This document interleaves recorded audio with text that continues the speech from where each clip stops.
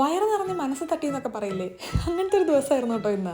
ബാംഗ്ലൂർ വന്നിട്ട് വളരെ വേണ്ടപ്പെട്ട ഒരാളെ കാണാൻ വേണ്ടി പോവാണേ. ഡോറ് തുറന്ന് അപ്പാർട്ട്മെന്റ് അകത്ത് കയറിയപ്പോൾ തന്നെ ഞാൻ ഇംപ്രസ്ഡ് ആയിട്ടുണ്ടായിരുന്നു. ഇവിടെ ഷോപ്പിങ്ങിന് വരാനുള്ള വല്ല ഓപ്ഷനും ഉണ്ടോന്നാവോ. അക്ഷയനെ കാണാൻ വന്ന് നമ്മളെ പരിചയപ്പെടാൻ എക്സൈറ്റഡ് ആയിട്ട് 3 പട്ടിക്കുട്ടന്മാരും കൂടെ ഉണ്ടായിരുന്നു കേട്ടോ. തുടക്കം ഒരു തണുത്ത ലസ്സിന്നായിരുന്നു. ഇനി അങ്ങോട്ടുള്ളതൊരു ചരിത്രം. നിങ്ങൾക്ക് 3 പേർക്ക് കഴിക്കാൻ വേണ്ടി എന്തൊക്കെ അക്ഷയ ഉണ്ടാക്കി വെച്ചിരുന്നതെന്നുള്ളത് ഈ 1 മിനിറ്റിൽ എനിക്ക് പറഞ്ഞാൽ തീരില്ല.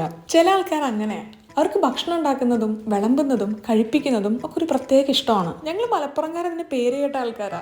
ഞാനതിൻ്റെ ഇടയിൽ കൂട്ടി ഗോളടിക്കാൻ നോക്കിയതാ. പക്ഷെ അക്ഷയ കോട്ടയമാണ് കേട്ടോ. ഏതൊരാളെ നമ്മൾ മീറ്റ് ചെയ്യുമ്പോഴും അയാളുടെ നിന്ന് എന്തെങ്കിലുമൊക്കെ പഠിക്കാനുണ്ടാവുമെന്നാണ് ഞാൻ വിശ്വസിക്കുന്നത്.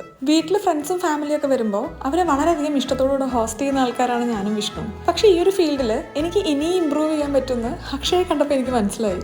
അക്ഷയനെ പോലെ തന്നെ പ്യുവർ ആയിട്ടുള്ള ഒരു ബോട്ടിൽ നെയ്യും അക്ഷയ നമുക്ക് ഗിഫ്റ്റ് ചെയ്തിട്ടുണ്ടായിരുന്നു. ചുരുക്കി പറഞ്ഞാൽ നല്ലൊരു ദിവസമായിരുന്നു.